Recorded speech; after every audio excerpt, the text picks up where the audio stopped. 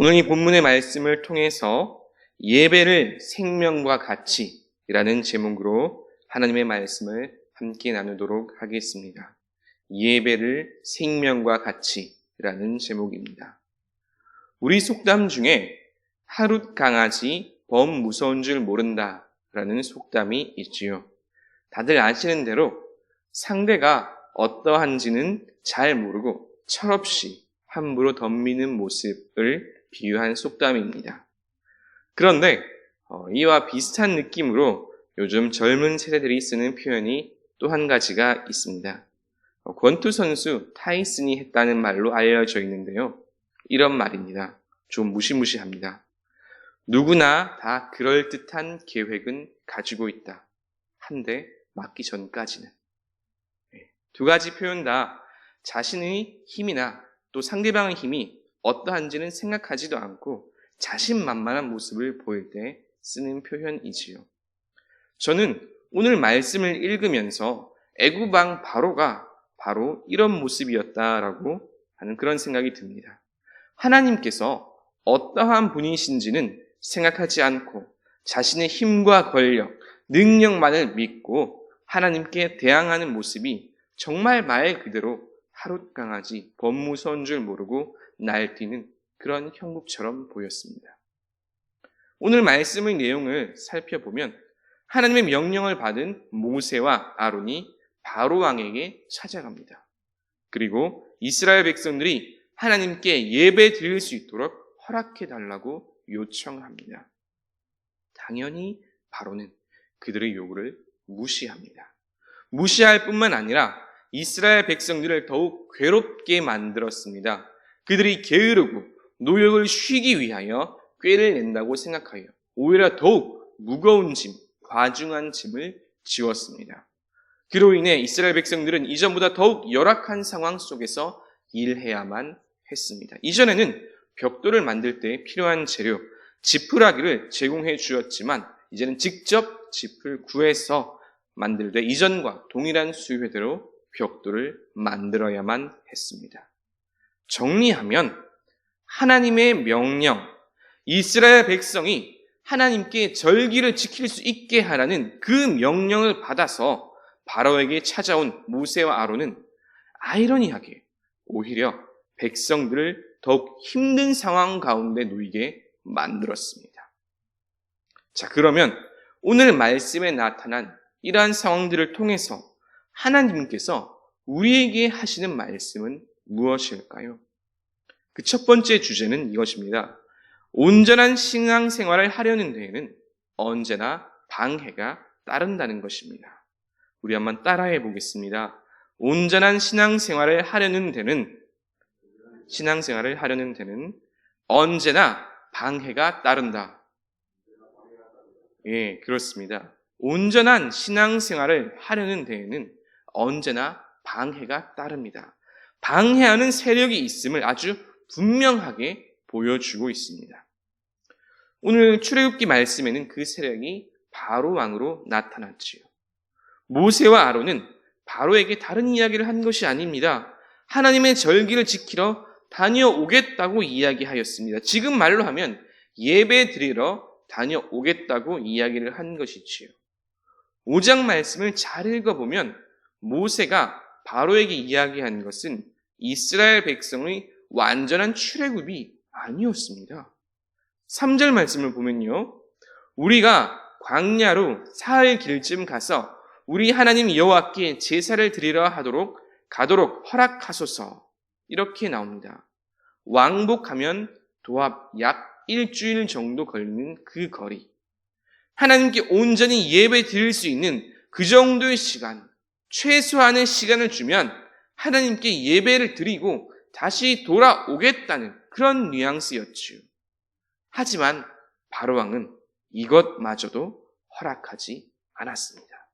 그에게 있어서 하나님을 예배하는 것은 무의미할 뿐만 아니라 자신들의 사고방식과 신앙과도 맞지 않는 것이기 때문이었습니다. 게다가 바로가 생각하기에는 하나님께 예배드리는 것은 오히려 일상의 노동을 피하려는 잔꾀 정도로 치부되었습니다. 그러니 바로가 내어놓은 대답이 무엇이겠습니까? 너희들이 노동을 쉬려고 하는구나. 이제 더욱 무거운 짐을 지우겠다. 라고 말하는 것입니다. 이 이야기를 들은 모세 마로는 한편으로는 정말 어처구니가 없고 또 답답했을지도 모릅니다.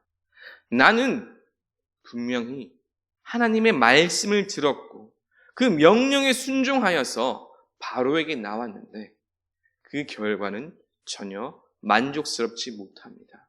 만족스럽지 못할 뿐더러 심지어 백성들의 노역이 더욱 무거워지는 그런 결과를 초래하고 말았습니다. 인간적인 마음에는 얼마나 답답했을까요? 그런데 사랑하는 성도 여러분, 모세와 아론이 겪은 이 상황들이 왠지 익숙하지 않으십니까? 우리의 일상에, 우리의 삶에도 이런 모습들이 종종 나타나지 않습니까?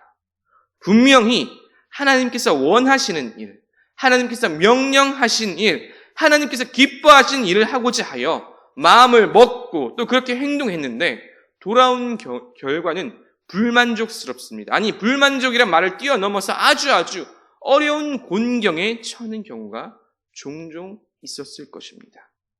특히 예배 생활은 그 절정입니다. 예배 드리기 위해서 시간을 만들고 예배 드리기 위해서 힘을 쏟았는데 오히려 현실의 내 상황은 더욱 어려워지는 그런 경우들이 참 많았을 것입니다. 아니, 도대체 왜 그런 것일까요?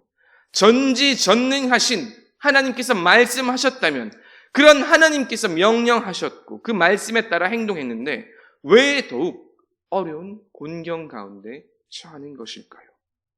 예배 드림에 최선을 다하고자 하여 결단하였고 행동하였는데 왜 내 삶에는 더 큰 어려움이 생기는 것일까요? 그 이유는 온전한 신앙생활을 방해하고 반대하는 세력이 분명히 존재하기 때문입니다. 온전한 신앙생활을 방해하고 반대하는 세력이 분명히 존재하기 때문입니다.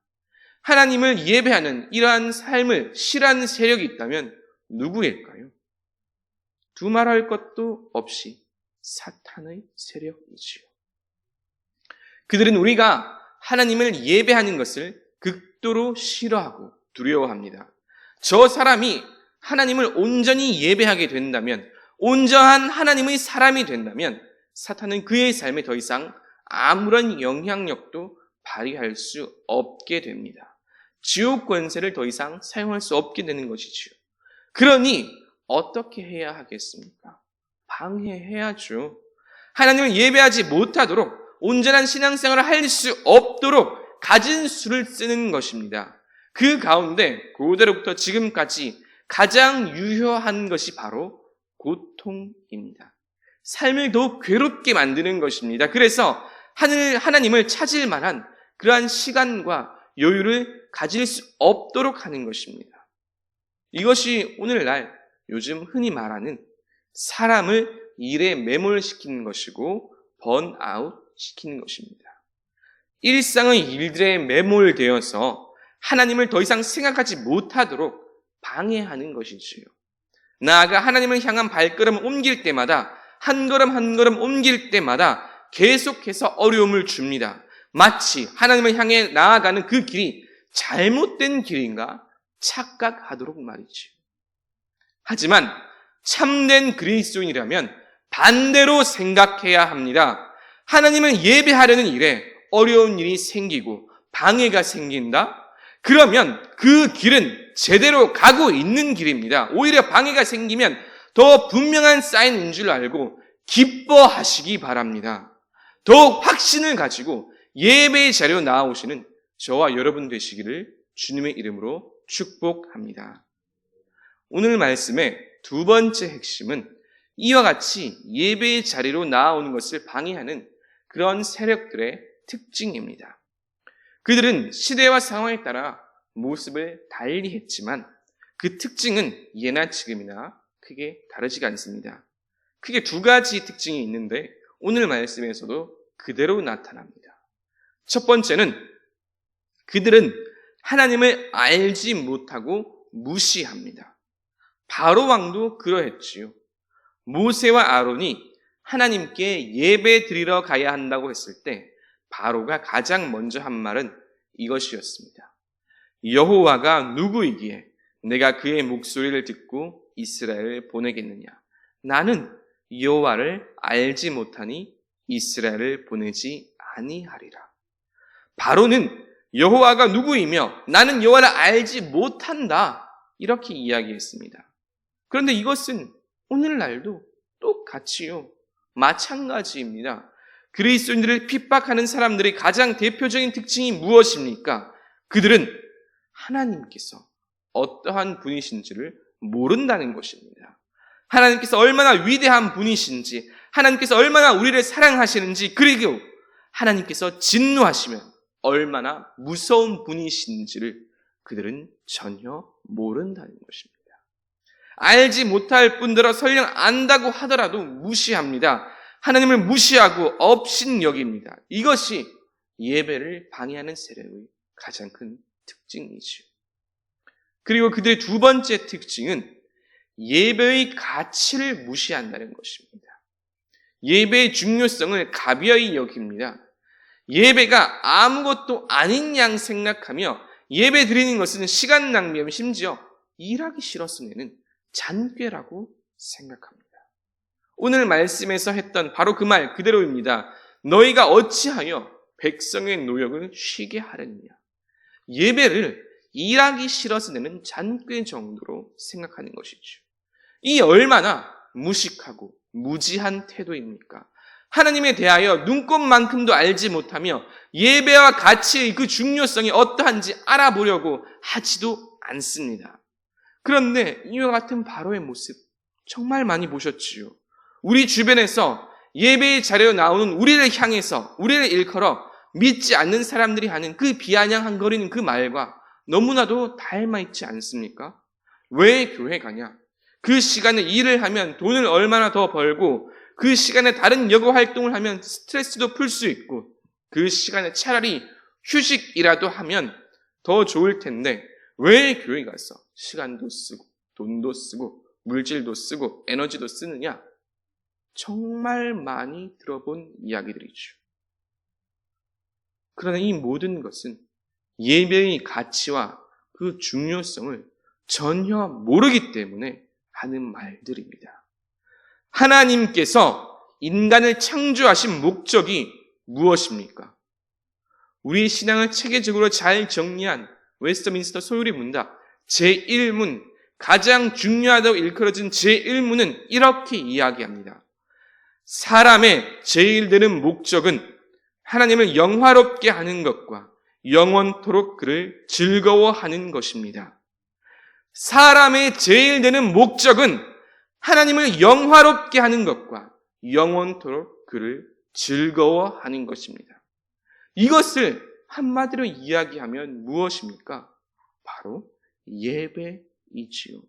예배는 그리스도인의 가장 중요한 가치이며 인간의 목적 그 자체입니다. 그러나 하나님을 모르고 예배를 방해하는 세력은 이 예배의 가치를 무시하고 업신여깁니다. 그런데 더 큰 문제가 있습니다. 이런 세력들이 예배의 가치를 무시하는 것보다 더 큰 문제가 무엇인지 아십니까? 이와 같은 세상의 목소리에 함몰되어서 어느새 그리스도인들조차도 예배의 소중함과 중요성, 그 가치를 가벼이 여기고 있다는 것입니다. 내가 판단하기에 예배보다 더 중요하다고 생각되는 일이 있으면 이제는 주저없이 예배의 자리를 빠집니다. 거래처 일이, 시험 공부가, 취업이, 가족 모임이 수많은 이유들로 예배 생활을 소홀히 합니다. 이러한 세태는 날이 갈수록 더 심해지고 있지요. 불과 10년 전, 20년 전만 해도 분위기가 어떠했습니까? 적어도 예배에 빠지면 그리스도인으로서의 선한 양심의 가책이라도 느꼈지요. 하지만 오늘날의 그리스도인들은 그마저도 점점 무감각해지고 있는 것이 사실입니다. 인정하기 싫지만 예배를 방해하는 세력의 그 전략이 유효하게 들어 먹히고 있다는 것입니다. 그러면 이제 우리는 어떻게 해야 하겠습니까? 이것이 오늘 말씀의 세 번째 주제입니다. 예배의 엄중함을 깨닫고 예배를 생명과 같이 소중히 여겨야 합니다. 우리 한번 따라해 보겠습니다. 예배의 엄중함을 깨닫고 생명과 같이 소중히 여겨야 합니다. 그렇습니다. 예배의 엄중함을 깨닫고 예배를 생명과 같이 소중하게 생각해야 합니다. 예배의 자리가 무너지면 내 생명이 위협받는다. 이렇게 생각해야 하는 것입니다. 이 세상에 목숨보다 중요한 것이 무엇이 있겠습니까? 예수님께서도 말씀하셨지요. 온 천하를 얻고도 자기 목숨을 잃으면 무슨 유익이 있겠냐고 말입니다. 우리의 목숨, 우리의 생명은 가장 중요한 가치를 가집니다. 하나님께 드리는 예배를 바로 이 생명처럼 여겨야 하는 것입니다. 오늘 말씀에서 예배의 가치를 모르는 바로는 결국 어떻게 되었습니까? 우리가 잘 아는 대로 그의 온 이집트에는 10가지 재앙이 내렸고 마지막에는 장자를 잃는 그 심판을 당했습니다. 그런데 이와 같은 재앙은 사실 오늘 말씀 3절 말씀에서 이미 예견된 것입니다. 모세와 바론이 처음 바로를 찾아갔을 그 시점에 이미 예견된 것입니다. 3절에서 모세와 아론이 무엇이라 이야기합니까? 우리 하나님 여호와께 제사를 드리려 하오니 가도록 허락하소서. 여호와께서 전염병이나 칼로 우리를 치실까 두려워하나이다. 여호와께서 전염병과 칼로 우리를 치실까 두려워하나이다.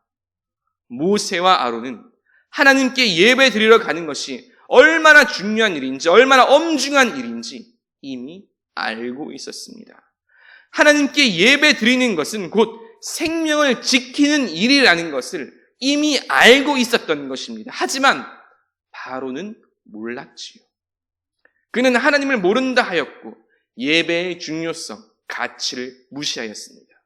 결국 오늘 나온 말씀 그대로 그의 온 나라에는 전염병이 들었고 전염병으로 고통받았고 마지막에 장자가 죽는 재앙, 칼로 치시는 그 재앙을 경험할 수밖에 없었습니다. 이는 오늘날도 동일합니다. 예배를 무시하는 사람은, 예배의 중요성을 모르는 사람은 결국 그의 삶에서도 이와 같은 고통을 당할 수밖에 없습니다. 그리고 끝까지 하나님을 모른다 하며 부인하고 무시하는 이는 그 생명을 잃을 수밖에 없습니다. 이 생에서뿐만 아니라 영벌이 계속되는 그 지옥에서 영원한 고통 가운데 빠질 수밖에 없지요. 무섭지요. 말씀을 준비하는 저 역시도 두렵고 떨립니다. 하지만 이것이 성경에 기록되어 있는 살아계신 하나님의 말씀이며 엄중한 경고입니다. 예배를 소홀히 하고 경히 여기는 이에게는 그 어떤 미래도 주어지지 않습니다. 세상 사람들은 말할 것도 없고 그리스도인들은 더더욱 그러합니다. 오늘날 일상생활의 바쁨과 더불어 코로나다 뭐다 해서 예배 생활을 점점 경히 여기고 소홀히 여기는 그리스도인들이 점점 많아지는 것이 사실입니다. 오프라인이든 온라인이든 그 수가 점점 줄어드는 것이 팩트이죠. 오늘날과 같이 예배의 엄중함이 가벼이 여겨지는 이 시대에 오늘 말씀은 모세와 아론의 입을 통하여 엄히 경고하고 있습니다. 여호와께서 전염병과 칼로 우리를 치실까 두려워하나이다. 이미 우리는 전염병으로 고통 가운데 있지요. 지금이라도 깨어 정신을 차려서 그리스도인으로서의 온전한 책무이자 인간의 최고의 목적, 그리고 우리의 생명을 구하는 유일한 길인 하나님을 예배하는 일에 온 힘을 기울이시는 저와 여러분 되시기를 주님의 이름으로 축복합니다. 이제 말씀을 정리합니다. 오늘 말씀을 통하여 우리의 예배의 생활, 이것을 방해하는 세력이 있음을 분명히 확인하였습니다. 그들은 우리의 온전한 예배 생활을 방해하며 예배에 집중하고자 하는 그리스도인들에게 더욱 큰 어려움들을 가져다 줍니다. 하지만 예배 생활을 잘 하려는데 어려움이 온다면 오히려 기뻐하시기 바랍니다. 우리는 옳은 방향으로 가고 있는 것입니다. 그리고 그러한 세력들의 특징이 무엇인지도 함께 나누었습니다. 그들은 첫째, 하나님을 알지 못하는 자들이며 둘째, 예배의 가치를 무시하는 자들입니다. 하나님을 알지 못하기에 예배를 방해하는 것이 얼마나 큰 죄악이며 화를 부르는 것인지도 모릅니다. 또한 예배의 가치를 알지도 못하며 예배를 폄하하고 예배 생활에 최선을 다하고자 하는 그리스도인들을 무시하고 괴롭힙니다. 하지만 오늘 말씀은 그 결과가 어떠한지 분명히 보여줍니다. 바로가 하나님을 모른다 하고 이스라엘 백성들을 더욱 괴롭힌 결과 그의 온 나라에는 10가지 재앙이 들었고 장자가 죽음을 당하는 그 재앙, 그 고통을 당하였습니다. 하나님을 무시하고 예배를 방해하며 그리스도인들을 핍박하는 자들은 결국 하나님의 엄중한 심판을 받을 수밖에 없습니다.